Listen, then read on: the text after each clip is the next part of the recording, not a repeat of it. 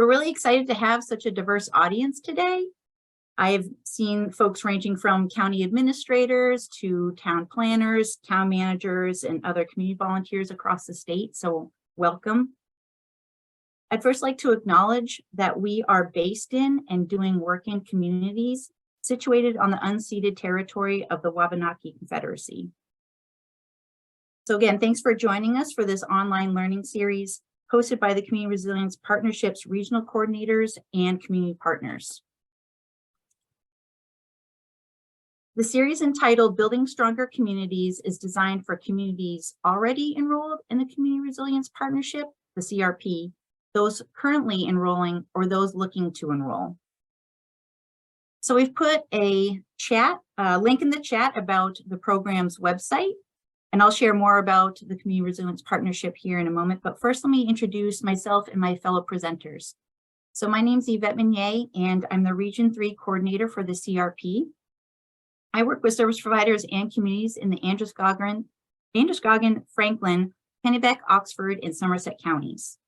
And I'm also joined by 3 service providers today in Region 3, and they include Robin Stanicki, the Community Resilience Coordinator with Kennebec Valley Council of Governments, where she works with municipalities to explore new resources and help communities thrive.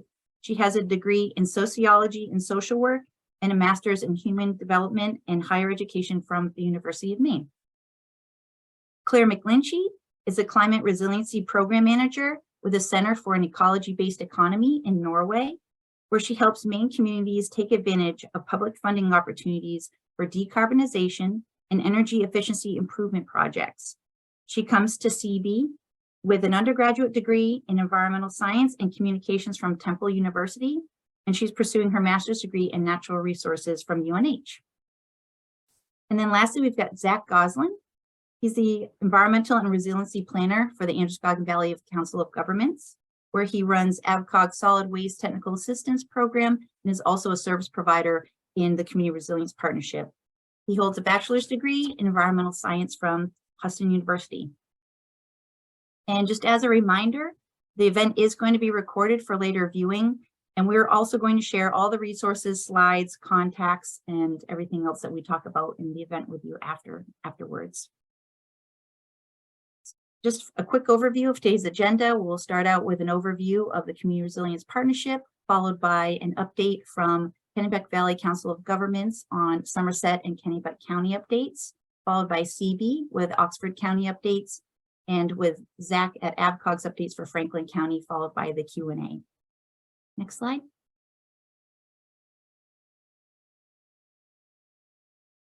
So just before we dive into this, I want to let you know that we are going to put a handout, the CRP fact sheet that's been sent in advance of the meeting in the chat. That's a one-page fact sheet that is going to cover most of what I'm going to talk about today. So the Community Resilience Partnership Program is a new program from the Governor's Office of Policy, Innovation, and the Future, also known as GOPIF, which started in the beginning of 2022 and is funded by a $4.75 million allocation in the state's biennial budget. The program is aligned with the Maine Won't Wait 4-year climate action plan and helps Maine communities reduce emissions and prepare for the impacts of climate change. The partnership provides both grant funding and direct support to municipal and tribal governments for climate mitigation and adaptation projects. And it affords 2 different types of funding sources. One are grants to service providers to help communities get started. And then there are direct community grants for planning and implementing climate action aligned strategies along the lines of the Maine Climate Action Plan. Next slide. So each spring and fall, service provider organizations like CB, AVCOG, and KVCOG on the line today apply for grants to assist between 2 and 5 communities to get started with these requirements. One is adopting a resolution of commitment, and towns must make a pledge of commitment to join the partnership. Second, they need to complete a pair of assessments, and these require you to review plans, policies, and procedures that you have on the books to address financial, social, and environmental resiliency and document them. And you're also going to examine a list of 72 fundable resiliency projects to find out what you've already done and to get a feel for what the program can fund. And these are also listed on the back of that fact sheet I've been talking about. Now I'll detail those fundable projects here in a moment. Next, you'll need to host a public meeting to share the self-assessment results and receive feedback from your community as to what some of those priority projects would be. Then you'll finally complete the Community Resilience Partnership application, which is online, and basically it's just uploading the documents that you've already created in those steps above. And then once you're finally enrolled, you can now apply for your first community action grant with the help of your service provider. Now, you also may enroll and apply for your first community action grant on your own, but we're going to hear from our service providers today about the towns that they are assisting and how everything's going on in their neck of the woods. So next slide. So once your community is enrolled, you do have access to regional coordinators, which can provide project development and technical expertise for future projects, including more community action grants, and particularly for large state and federal funding opportunities. And regional coordinators are also looking to foster collaborative projects among communities. So this is an addition to the assistance that goes beyond the first community action grant that you would write with your service providers and lasts throughout the duration that a community is enrolled in the partnership. And there are actually 4 regional coordinators in our state, illustrated by this map.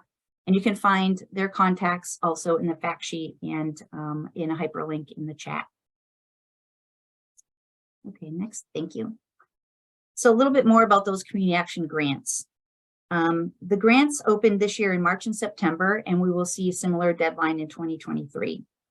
They can provide up to $50,000 to a community, and those applications can include more than one priority project. It could also go up to $125,000 for a multi-municipal award, but please note that all towns going in on such a project need to all be enrolled. So for instance, if a regional transfer station was looking to make some upgrades, all towns that that district supports must be enrolled in the partnership. Also, these projects that require no match funding are listed on what's called the list of 72 community actions provided by GoPIF. We do have a link to that we'll add in the chat. And an abbreviated version of this is on the back of that fact sheet I spoke about. Now you can also do projects that are not on this list, but you will require between 10 and 20% match, which would be dependent on the community size and tax assessment thresholds. You also have up to 2 years to use the funding, and the funds can also be used as match for cost share for federal grants. So next slide. So a little bit about what those grants cover. So transportation, such as purchasing or leasing electric vehicles, charging stations, biking, walking infrastructure, building modernization. So that's things like weatherization, lighting and heating upgrades, street light upgrades to LEDs, as well as emission reductions. So that would be things like doing energy audits, adopting renewable energy ordinances, installing renewable energy projects in your community, as well as natural resources and jobs. So that would be adopting policies to incentivize local food production and consumption. And that includes things like creating community gardens. Next slide. It also covers promoting natural climate solutions. So that's things like increasing green space, conserving land, conserving revegetated floodplains and river buffers, restoring floodplains, and shorelines. Building resilient communities is conducting community vulnerability assessment. It could be early warning plans. It could be improving your shelters, extreme temperature emergency planning, as well as climate ready infrastructure. So that would be capital improvement plans, improvements to water and wastewater infrastructure, stormwater management, and then lastly, engaging the vulnerable community. And so that could include making sure that businesses, your community at-risk populations are aware of the resources and vulnerabilities regarding their community. And so one last slide here I wanted to paint a picture for you as to how the Community Resilience Partnership has been going throughout the year. It really kicked off in 2022, and the first community action grants being available in March. There was a lot of buzz about the program. So 29 towns had self-enrolled prior to that first community action grant going out, and 22 of those 29 communities did enroll and receive their first community action grant. An additional 48 communities have since joined. So that's a total of 77 communities now enrolled, covering 36% of Maine's population. So of those 77 communities, we're finding that about half of them are in southern Maine, 25% are along the coast, another 20% are here in the central and western Maine. So that's around the population of all of Oxford County, and then 10% in northern Maine. So this past September, most of the enrolled communities also applied for a second round of grants. An additional 50 grants were awarded, and 55 communities are going to benefit from those awards. And we're going to hear a little bit more about those communities and some of those grants with our service providers. And then in October, service providers were granted their grant to help an additional 36 tribes and municipalities that will be working on enrollment starting this winter. A fact sheet we have in the chat details those 50 community action grants that came out to give you an idea of what folks are funding, and also the 36 new communities that will be supported in their service providers.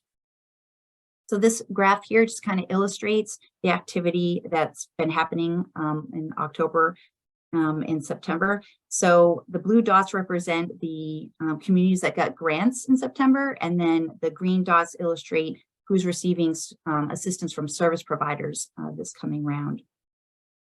And I just want to close in saying that under the Maine Won't Wait Climate Action Plan, we had a goal of reaching 100 communities engaging with the Community Resilience Partnership, and we are pleased to say that we've achieved that. Participants include the Aroostook Band of Micmacs, the Passamaquoddy Tribe at Pleasant Point, the Holton Band of Maliseet, and the Penobscot Nation, among over 100 other towns, for a total of 127 communities. So without further ado, I want to start switching it over to our service providers, and hopefully they will have a smooth, seamless transition into their slides. I apologize. Take it away, Robin. Oh, I thought Zach was going next. Hello. So let's see, we need to share a screen. We'll share this one. And then we will go here like this. Can everyone see our screen pretty well? No. No. Oh, yeah. Oh. Let us know if you can see our screen. We can see great. it. All right, wonderful. Well, hi, my name is Robin. I'm the Community Resilience Coordinator here at Kennebec Valley Council of Governments, and I'm joined by my environmental planner here, Olivia Kunish, joined KVCOG at the beginning of September, I believe. And she is working on a lot of different projects with our municipalities, and is assisting me with the 8 municipalities that we applied on behalf of for this GoPIF enrollment process. So the approach that we took really builds on some of my skills. As Yvette mentioned, I do have a background working with social-based approaches. And so we felt that a cohort-based community resilience series really would benefit the different municipalities that we have. That is also based on different characteristics and the resources that they're able to really gain from each other. So we actually did a series over the summer with our initial communities, and I'd like to share a little bit with you about some of the lessons that were learned, and also some of the forward thinking that is going to inform how we're working with the 3 additional towns that we gained in September. So, really diving into what climate action looks like at the local level really depends on, the individual communities being able to assess, as this process mentions, what community resilience is, and what does climate action look like in terms of the impacts on the community. And that can be really difficult for communities to really wrap their minds around, because as you see in that fact sheet, climate action grants can envelop many, many different types of things that you wouldn't necessarily think is a climate action activity. And so the Maine Won't Wait plan really depends on those 7 different strategies, based on even, public engagement and activity, active transportation. And some of these things are projects related to things that communities are already doing. So some of the benefits to this cohort approach increases communication between neighboring towns. Some of these towns are interested in working with each other, haven't really had a structured opportunity to be able to do that. And so KVCOG has always been looking for ways, as we continue to regionalize, to bring communities together under, common goals and having those conversations. Another benefit is that we can avoid duplication and redundancy where cost savings can be found. So we already offer things like bulk purchasing and ways to assist towns to come together and really save money on road salt and signs and things like that. So if you expand that idea to other types of regional planning, where folks can get grants for $50,000, as we mentioned, towns that have a multi-town grant can increase their threshold and really gain some real benefit in a larger project.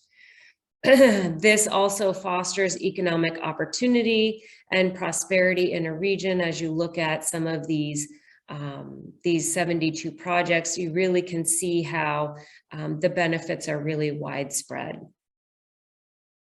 Some of the challenges that I noticed were, we really need to pay attention to the culture and politics of every town. There are different priorities and characteristics of every town. And, there might be some history of working with each other that may or may not have worked out in the past. So really trying to dive into that and look at how we can use this opportunity to rewrite that history.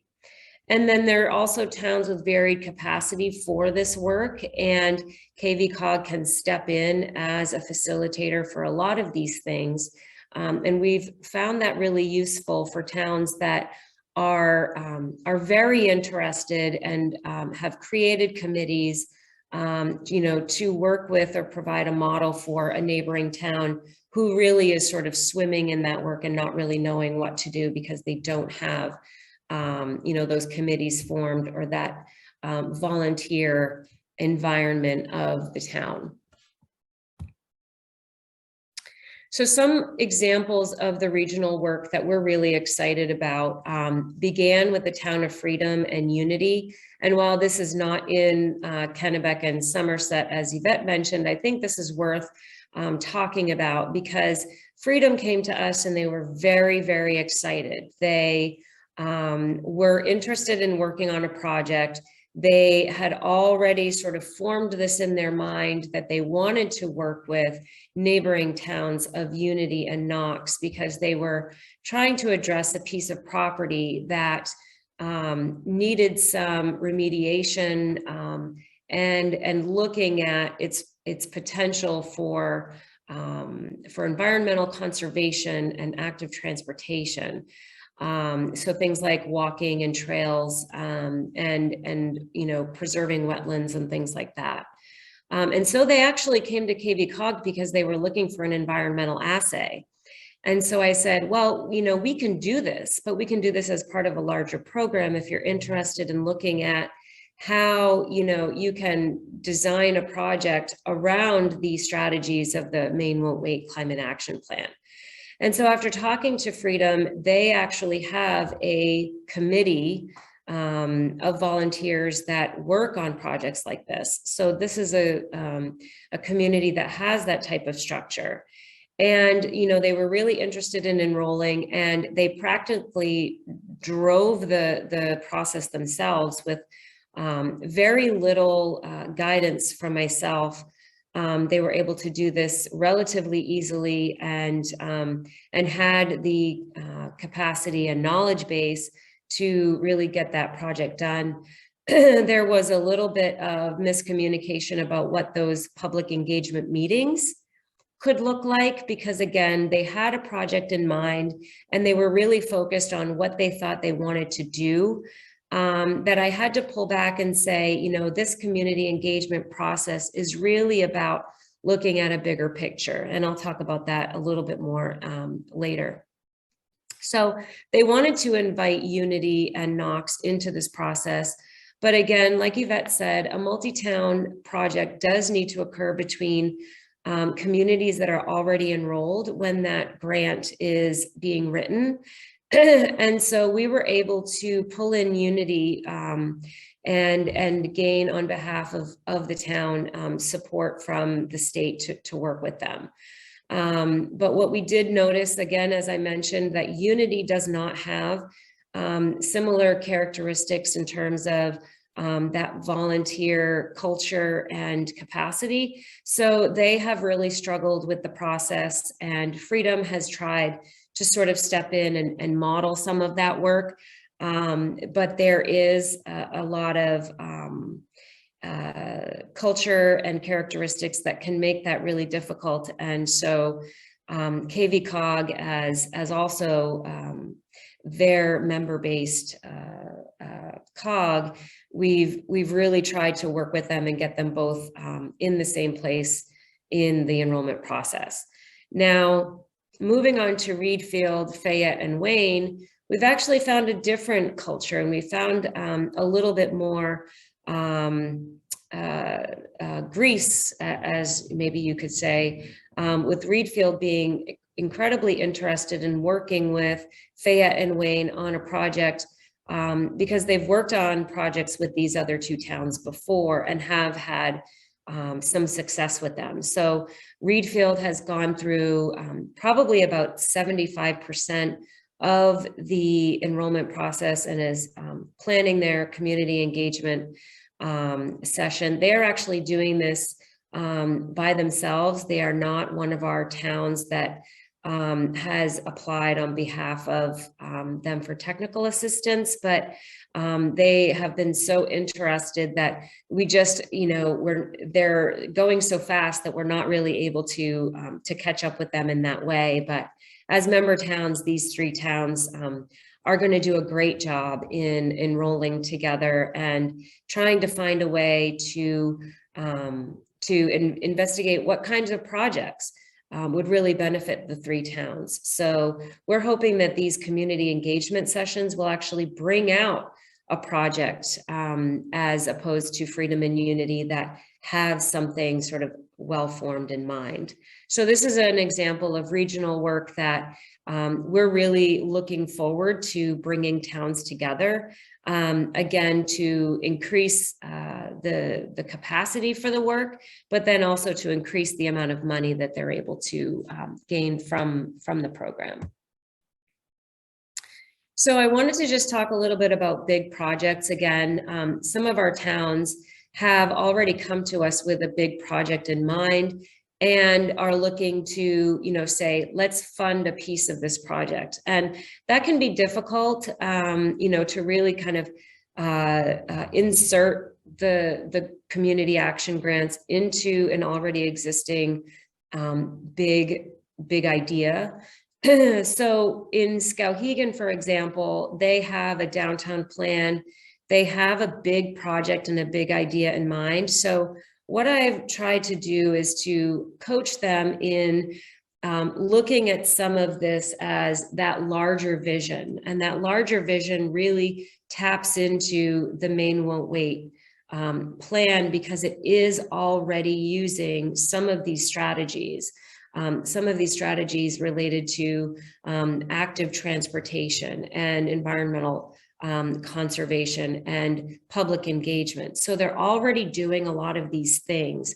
And so that really creates a larger vision that speaks back to the climate action plan.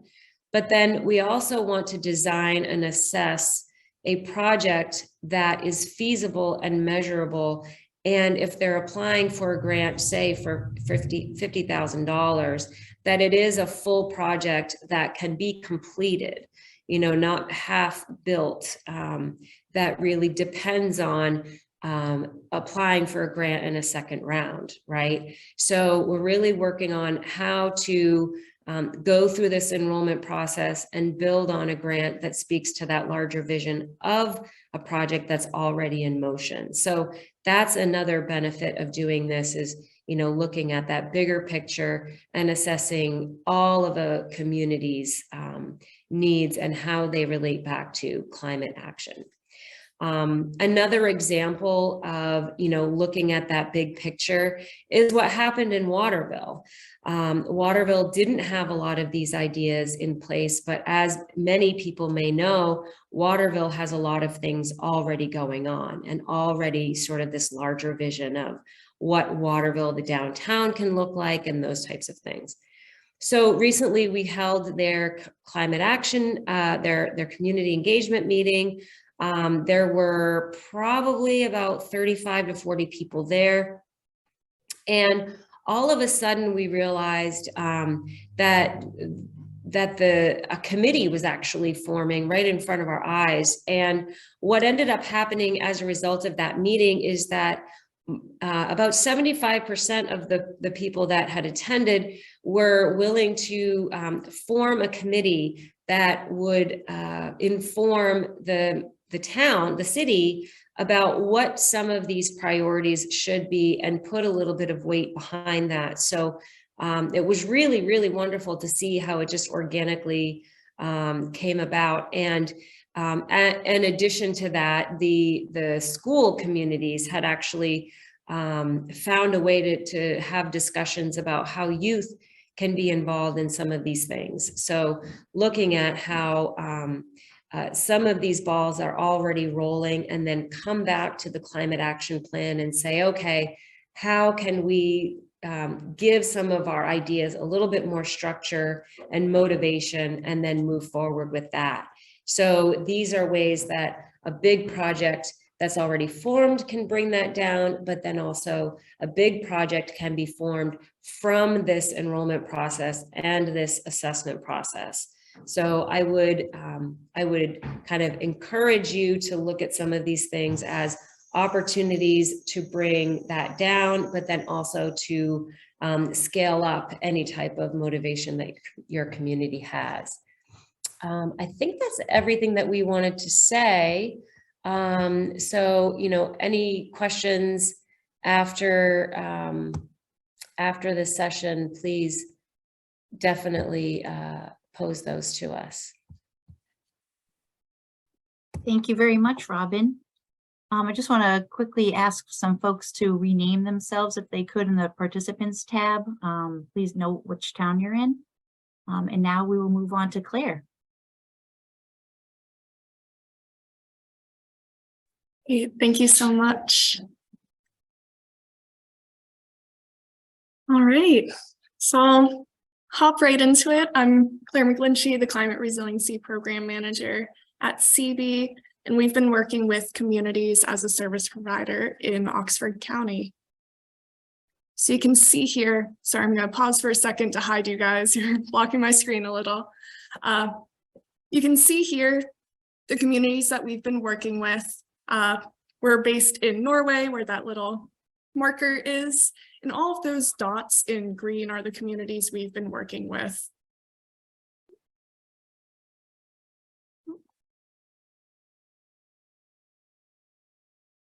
So in the spring of 2022, we informally worked with Norway as a service provider. Those were before the service provider funding was available, but Norway is our community and we wanted to see them get in on this opportunity. In the fall 2022, we worked with our first official cohort. Those were Bethel, Otisfield, Paris, and Woodstock. And we're currently working with Casco, Hartford, Lovell, Oxford, and Sumner.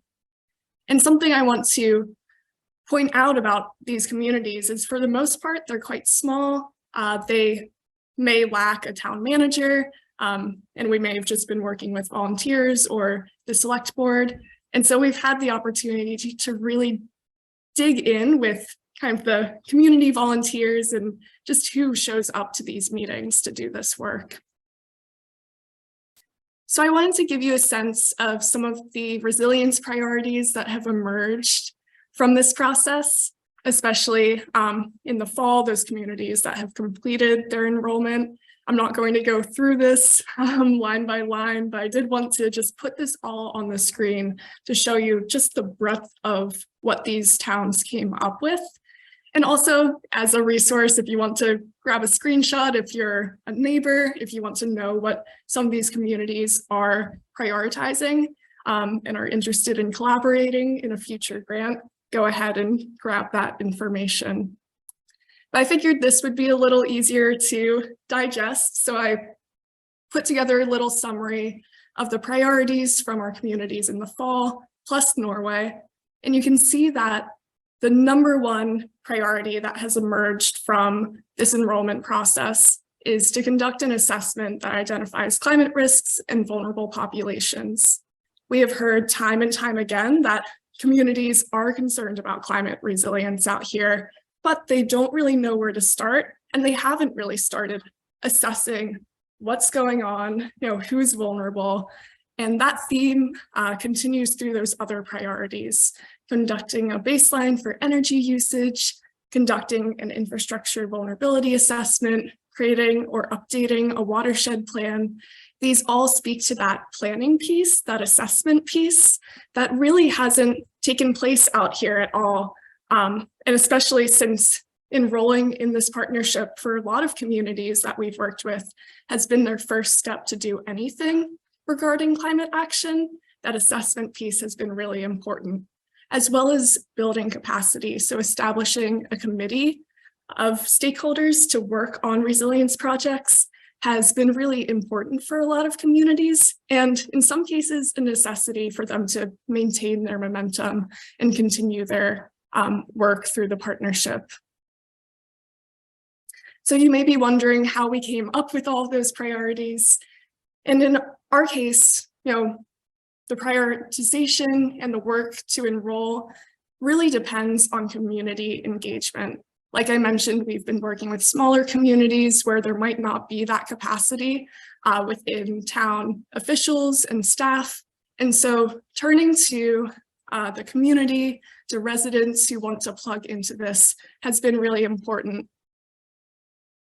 So I wanted to give you an idea of how we've approached this.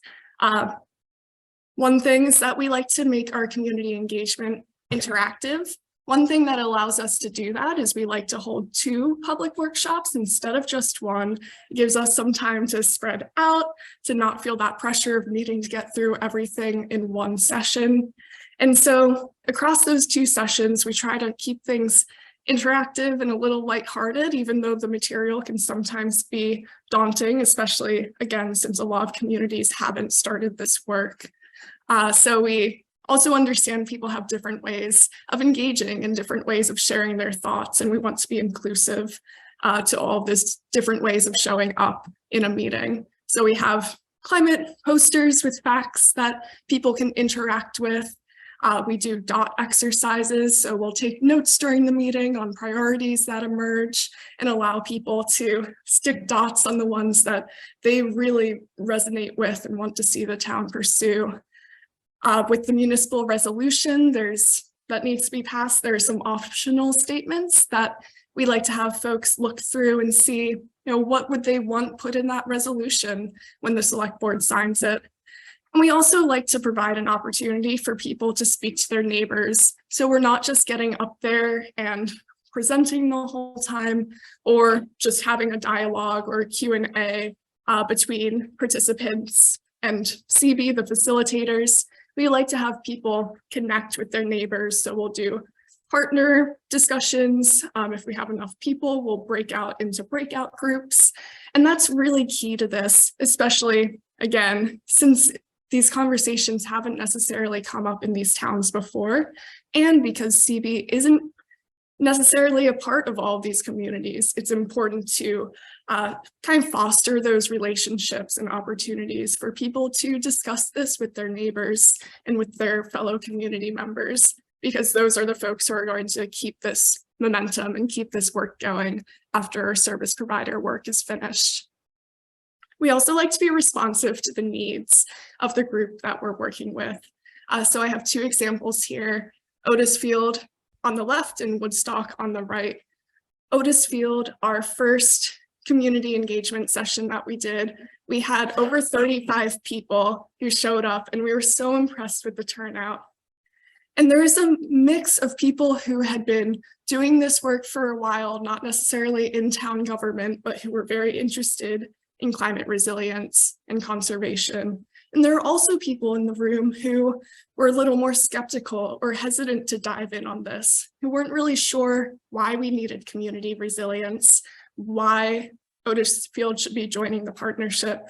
And in that first session, while we were in the middle of kind of engaging around the priorities, we realized that there was some tension there, and we pivoted.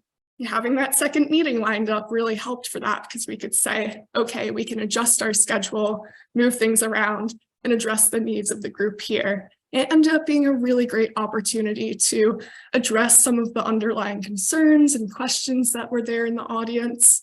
It gave the opportunity for a member of the select board to step up and really make the case for why he thought the town should be pursuing this opportunity. And at the end of the day, like Waterville, Otisfield ended up forming a committee as a result of that engagement process, because they realized they needed to continue that community input through the process. On the other hand, we had we had Woodstock. And in Woodstock, we had a very different group. It was smaller. It was mostly composed of members of the select board, the town manager, and members of the conservation committee. And so there's a lot of people who had been involved in the town for a long time and working on these issues. And for the most part, people who had actually asked us to work with Woodstock as a service provider. And so in that case, we went a little less heavy on justifying why we needed to be thinking about climate change and the benefits of joining the partnership, and spent a little more time digging into the enrollment materials and gathering feedback on those. Does this assessment make sense? Are there things we're missing? What specific statements do we want in the resolution? And at the end of the day, what and why are the priorities for the community? And then finally, we like to keep things inclusive. One way we do that is by offering hybrid options for all of our meetings. You can see our little Zoom owl set up on the left. That's great for folks who aren't just sick, although last night we had someone with COVID who was able to Zoom in. But there's also people who aren't comfortable driving at night, people who might have kids at home that they don't want to leave to go to a public meeting at night. And all sorts of other reasons. And so it's a way to try and limit some of the, and remove some of the barriers to participation. We also offer stipends for people who have financial barriers to participation. Finally, we try and promote as widely as we can in the community, and vary that based on what resources are in the community. If there's a town Facebook page, we try and put it out there. If there's a sandwich board at the local shop that's willing to promote, we'll put it there. Here we have a case in Otisfield. They put up just community resilience info session on a sign outside the community hall. And say half the people who showed up that day showed up because of that sign. And so it also got some of those folks who otherwise may not have come if they had just seen a flyer about climate resilience. They may have been a little hesitant, but they saw that there was a meeting happening at their community hall. And for them, that was enough of a reason to show up. And it was a great way to get some other voices in the room who weren't just the usual suspects or the choir. And it fostered some really deep discussion. So now that we went through the engagement process and did all the work to complete the assessments, all the enrollment, and completed the grants with communities, the next step for all of these towns is to implement their projects. All of our communities were funded, and you can see the different projects that they were funded for there. We will have a future webinar on the community action grants and the process for applying for those.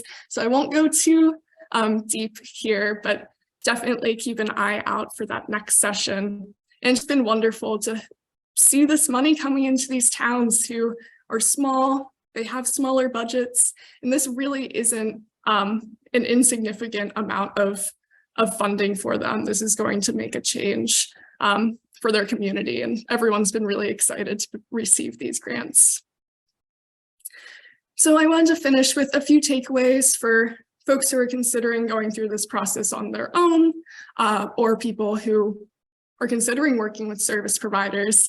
I encourage you to start enrollment early or whenever you want. The beauty of the partnership is that you can enroll at any time, regardless of when you're planning to apply for a community action grant.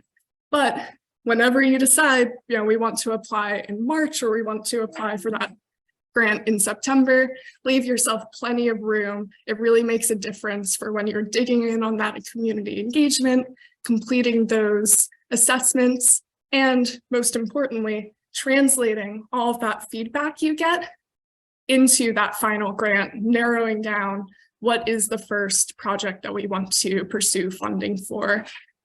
So give yourself time for that. I also encourage you to value the input you receive. So kind of what Robin was getting at, it's great to have a project in mind.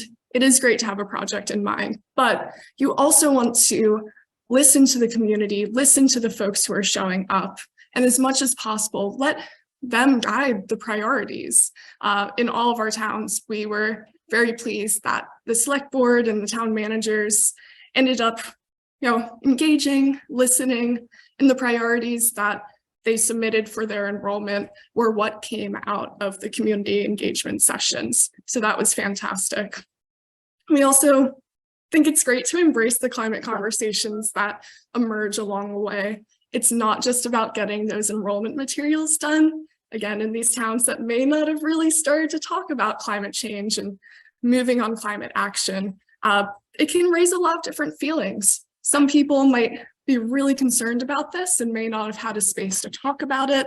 Other people might not really know what's going on with climate change or might be a little skeptical of it. And wherever people fall on the spectrum, it's really valuable to just bring people together and have those conversations and see where it can lead. Maybe it forms, maybe it leads to a committee, maybe it leads to a climate action plan. Who knows? There's so much potential in just having those conversations with people.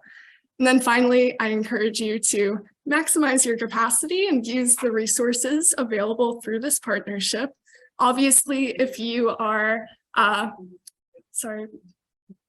apologies. Obviously, if you are attending this webinar today, you know that there are these resources available and you're starting to take advantage to it. Sorry guys, I'm in the middle of a presentation. Sorry, Scott, apologies everyone. I think there's some background noise. I'm almost done. Sorry everyone. So obviously you're starting to utilize those resources that are available to a certain extent, but definitely plug in. If you're considering working with a service provider, I highly encourage it. If you're enrolled in the partnership, definitely connect with your regional coordinator. And I encourage you to look inward. there might be that group of citizens in the town who are willing to form a resilience committee to keep this work going. So if you're feeling like you're stretched thin, if you don't know if you have the capacity to do this work, there's definitely ways to maximize that capacity. And that's it for me. Thank you so much, everyone. I'll go ahead and stop sharing.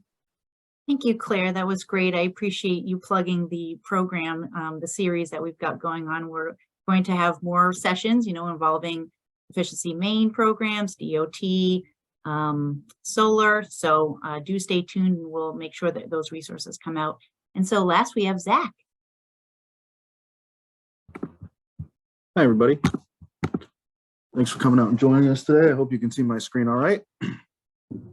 My name is Zach Gosselin. I am the Environmental and Resiliency Coordinator here at AVCOG. So my role is as a service provider, like we mentioned before, is to help towns enroll, as well as working towards their first community action grant. So in the AVCOG territory, we're currently working with 9 towns. The green towns, which are highlighted by the green X, are towns that are working to enroll as of right now. So we have Eustis, Kingfield, Phillips, Rangeley, and Wilton, which we were awarded the service provider grant back in October to work with.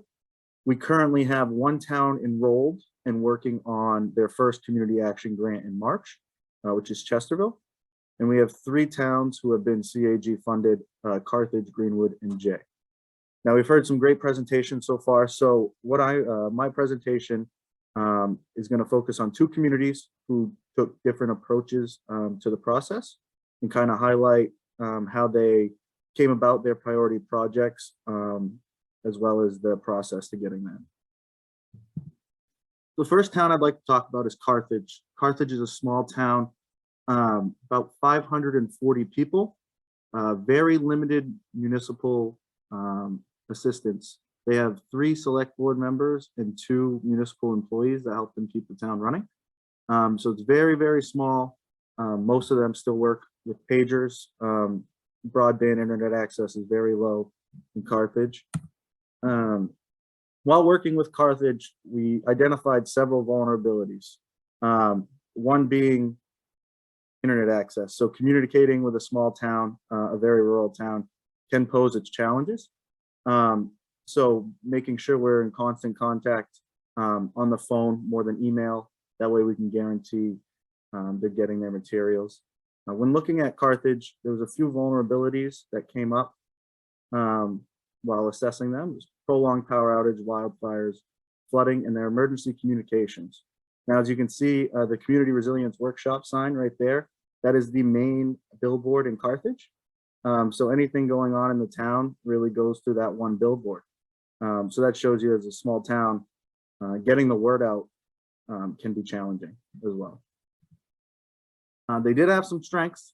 So as part of the self-assessment, service provider will go through and assess the vulnerabilities and strengths if they need to, as well as assisting in any other of the documents.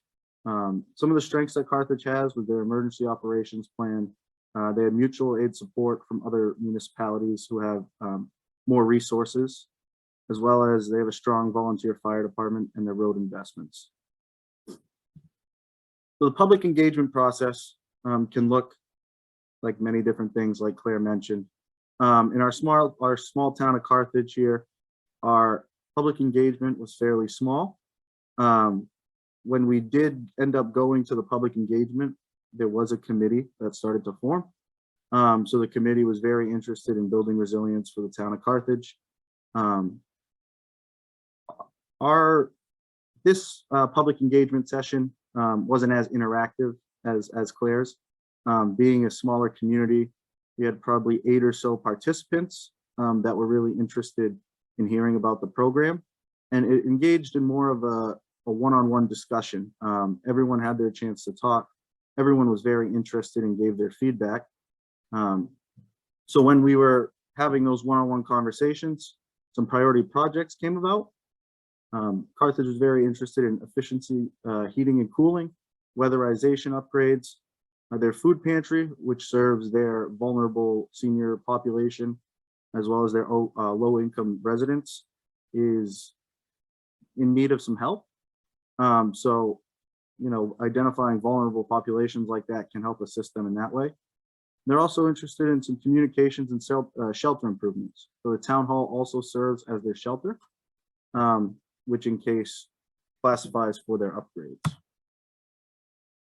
So the way that Carthage was able to build financial and environmental resilience through this process is they identified that they needed 4 heat pumps, as well as a ceiling insulation on the top of the town hall, which would increase their building envelope as a whole. Increasing the building envelope is important, as you know, if you're implementing energy efficiency projects, you want to make sure that everything is insulated properly and all that. Energy efficient appliances like microwave and air purification units, those were both things that were low cost, but definitely immediate needs for the town hall. Other priority projects continued. So for their food pantry, like we were saying, it also serves their food pantry and their emergency shelter.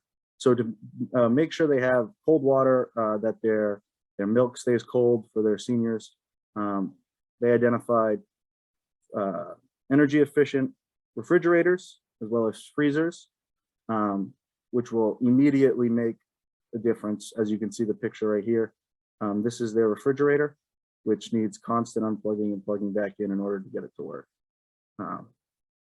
As well as in the community engagement session, Carthage said that they would like a energy fair, as well as building window inserts for their low income residents. Now, the reason that this is cool is because we're really focusing on engaging the community here, as well as the vulnerable population that is Carthage.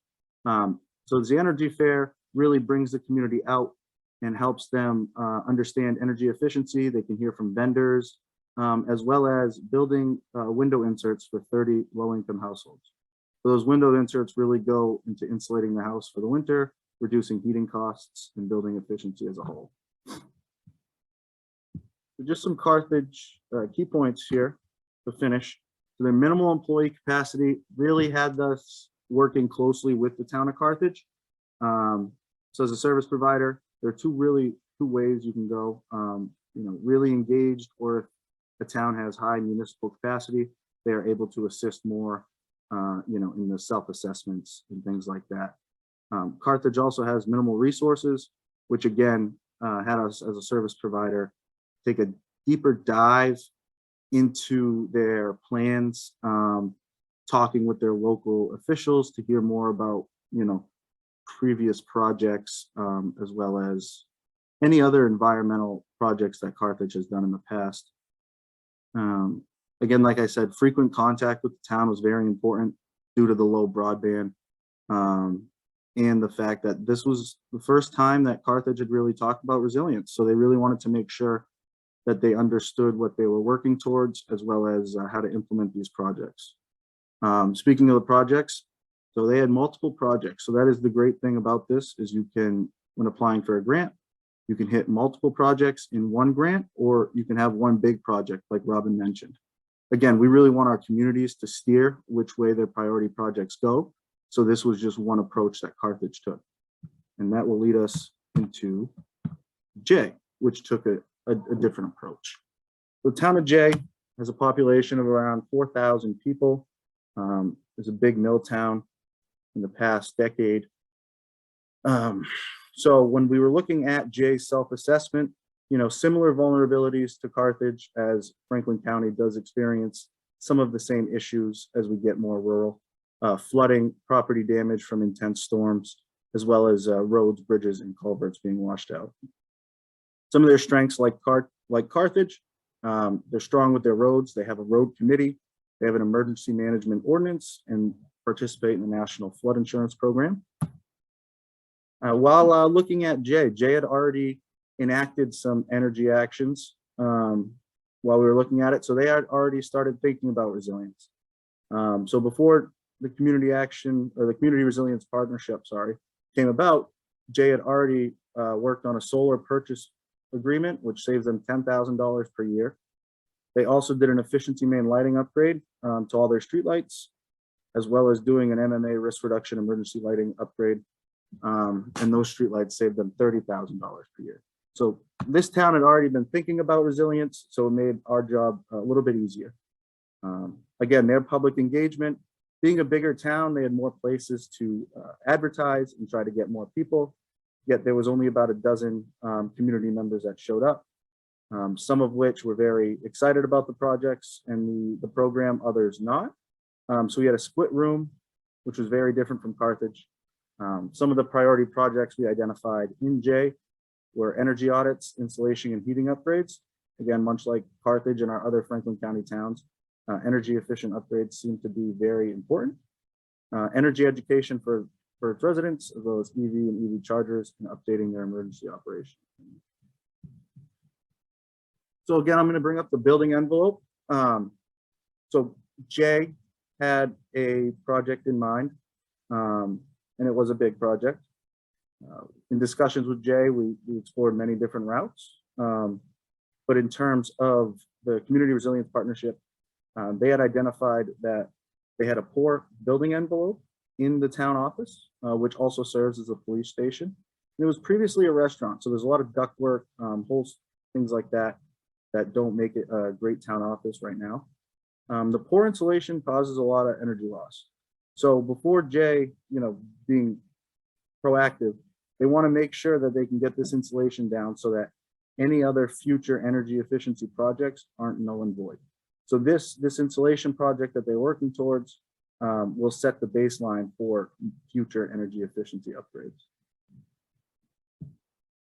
Just to hit some key points on Jay, like I said, they are a larger town, so they have more municipal resources. We were able to talk to multiple town departments to get feedback on their self-assessment and hear about their previous projects. They did have a project in mind, which again is not a terrible thing, but like I said, we do want our towns to steer which way they go. In the public engagement, lower municipal costs, energy efficiency were identified. So this can benefit everyone. And their project implementation is a single project versus Carthage multiple project implementation. Both of these projects were funded, but it just does go to show you how different processes can be and how different projects can end up.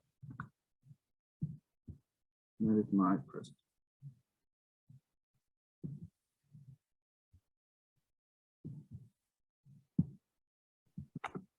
All right, thank you, Zach. Now we want to open it up to questions. And we did have one in the chat. And it is, can community action grants fund only third-party services and materials, or can they be used to fund internal capacity as well as eligible community actions? We do have the list of the 72 actions. And they range from things that are, the heat pumps and the actual physical items, but they can also be working towards writing a plan or assessment plan, writing ordinances. So certainly you can, look for money to assist with that. We just saw that, I think it was Yarmouth and Freeport, I think put in for sharing a resiliency coordinator position. So I'm not sure if this was from Jonathan Labonte. If you, feel free to unmute yourself. I'm not sure if I've answered your question.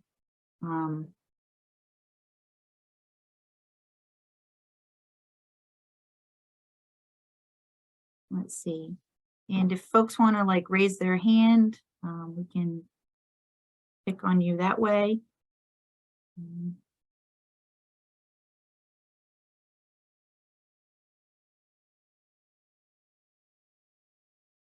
I don't see any questions or hands raised here.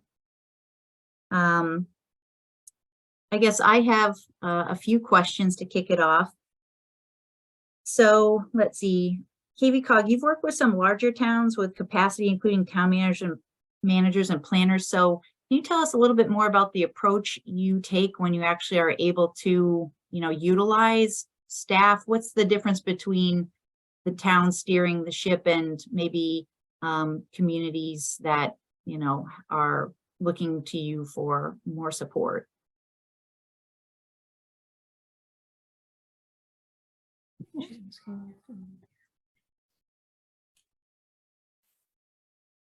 Robin? Off mute. I'm sorry. I wasn't sure if I was off mute. Yeah, so some of those larger towns have been able to approach this process, with, capacity. There's someone that they have designated a point of contact to, for example, complete the resilience assessment. This is something that is a good task for a town manager or another staff, for example, to be able to complete this assessment rather quickly. It's a checklist. There's no right or wrong answers, but really it's about, looking at what the town has already done, what is already in place in your comp plan, going to your fire marshal and asking them if there is a like an emergency management plan within the city government. And so a lot of that has been, a couple of planning meetings to just guide that community to complete that assessment.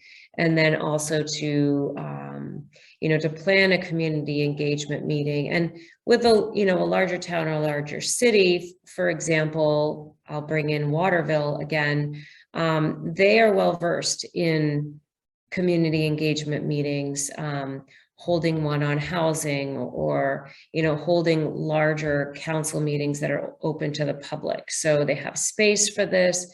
They have fault lines for communication and advertising these meetings.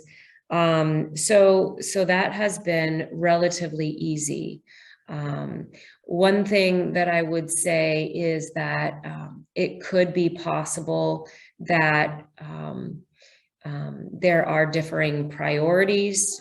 It really depends on, you do have a larger municipal governing structure. So you have, a town council, and then you have a council, and you have a city manager, and then you have an assistant city manager, and so on. And so it can be difficult if there are opposing views about climate and about some of these priorities and the benefit of going through this process. But for us, we really haven't encountered that. So that's definitely been a positive.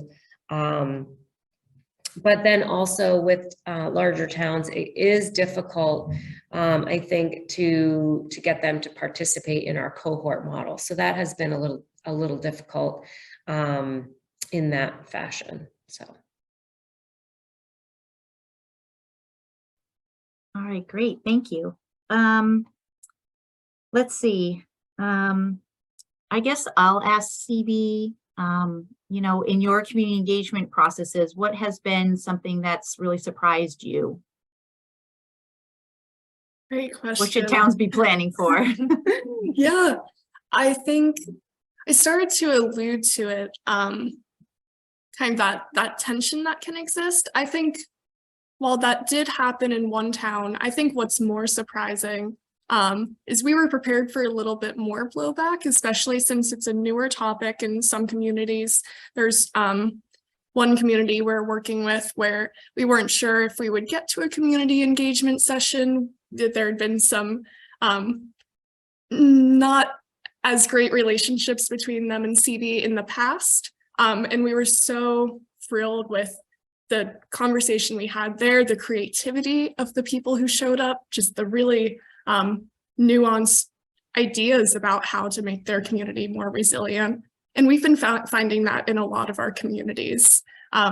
So I think being prepared for some, I'll say blowback maybe, but being prepared to talk through and make the justification for why this matters is important, but also, like I said, see where the session leads you, see where folks are, and you may be surprised by the positive reception.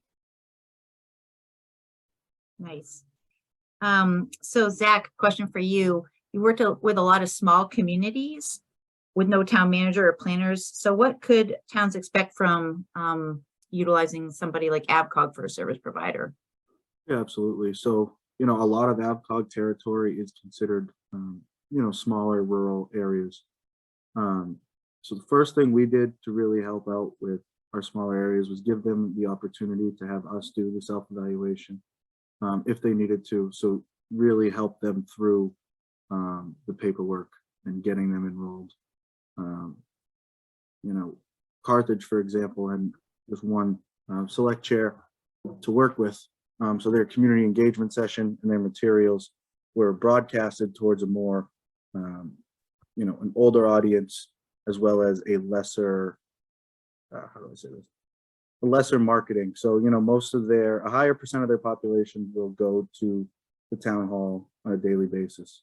So they had handouts, it was more direct recruiting rather than just putting a sign up or, broadcasting it on a Facebook page, which Carthage does not have. So there wasn't any social media advertising for smaller towns, at least Carthage. On the contrary, there are very tight-knit Facebook groups for some of these rural towns. So, I expect to see a lot more community engagement from a smaller town when it's advertised in their Facebook group or it's advertised, in a smaller knit community.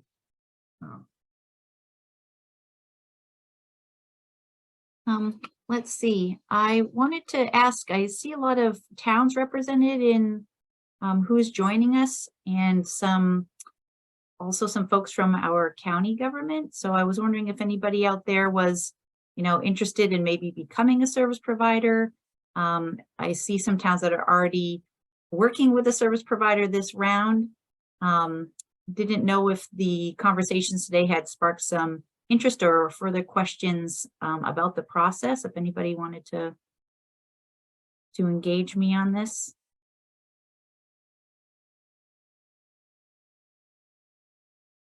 All right. Well, I really, again, have enjoyed the conversation. I'm happy to take questions offline as well. We will follow up with an email, including all the resources that we had in the chat, the slide decks from today, and the recording. And so please do look forward to some upcoming sessions we have. I will mention that we do have one coming up on December 29th, which is a Thursday, from 12 to 1:30. And this is going to be climate change from understanding to action. Learn about climate mitigation and how towns are using the program to reduce greenhouse gases through solar and electrification, and also to achieve cost savings. So I'll put a link into the upcoming sessions as well. So look for that email this week. And was there anything else?